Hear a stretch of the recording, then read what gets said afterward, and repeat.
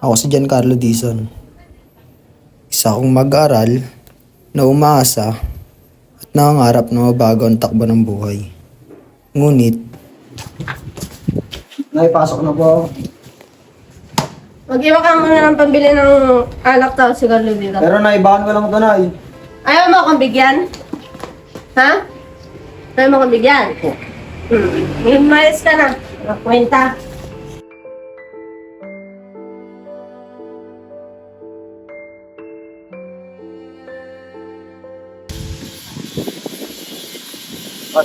Saan pupunta? Pasok na po ako, Tay. Pera dyan. Tay, kinuha na yung nanay. Nagbibigay kasi sa nanay yung wala namang kwenta. Tay, nang ito. Pa siya.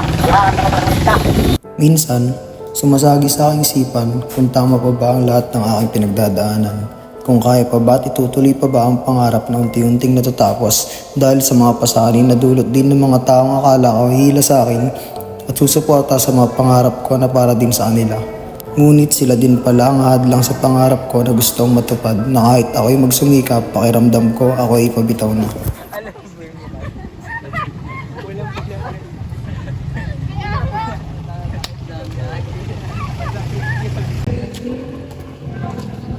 Siyempre, tambay mo tayo dito. Mga pre, nagkapo. Kailangan mo pumasok, pre. Alam pa naman yung teacher natin. Bili muna tayo na. Ayan, muna Bili muna tayo. Oo. Aga pa naman. Bawal. Napagalitan ako. Anong oras pa lang? Aga pa. Kasi kailangan pa kaming gawin sa school kaya pas muna ako dyan. Sige, dito pa tambay mo tayo dito. Kulit eh. Oh, siya ka tumambay. Mga pre, tama ka! Okay lang.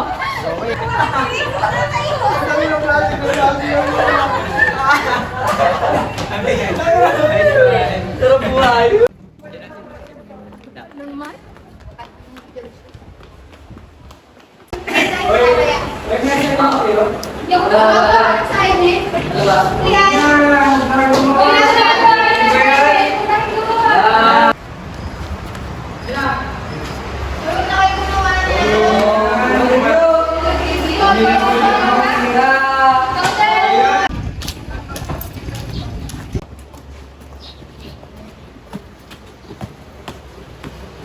Class! Kanina pa ako nandito! Hindi nyo ba napapansin may teacher na sa harap nyo? Alam mo na kayo respeto? Mr. Dizon, why are you late? May binili lang po. Bumili po ako ng ballpen. Okay, maupo ka na. Open your notebook on page 2. Yan si Mama Kailar.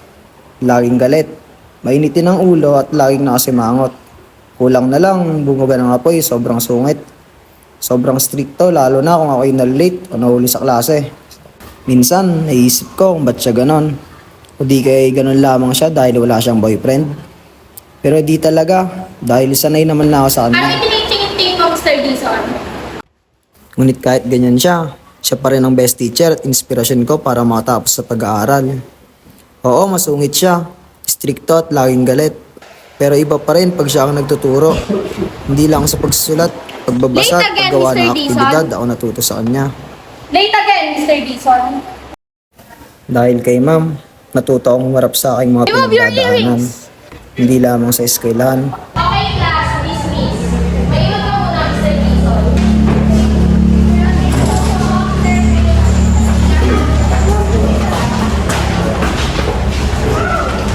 I'm really worried about your grades, Mr. Dizon. May problema ka ba? wala po ma'am, Bakit lagi kang late? wala po, May problema ba sa bahay ninyo? wala naman po. Kung may problema ka, sabihin mo lang sa akin. Ako ang pangalawang mong ina dito sa paaralan. Kung may problema ka, sabihin mo lang sa akin. Nandito ako, handang tulungan ka sa lahat ng bagay. Salamat po ma'am.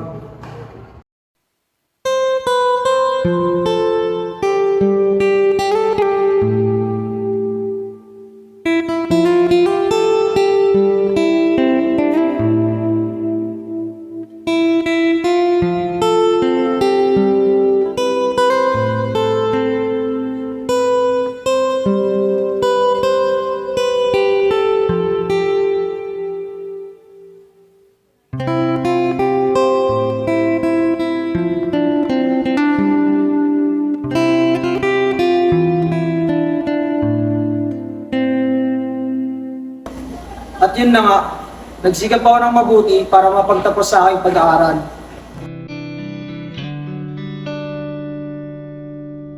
Isa na akong guro at salamat sa aking guro na nagbigay sa akin ng inspirasyon para makuha ko ang aking mga pangarap.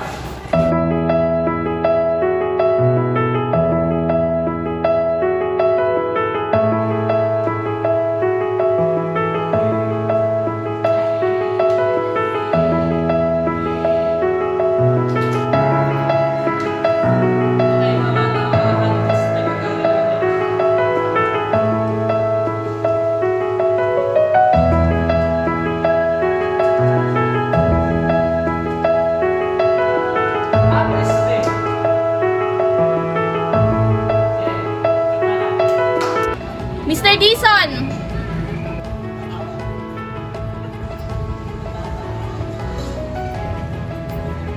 Kit mo naman bata. Halika na, pumasok na tayo.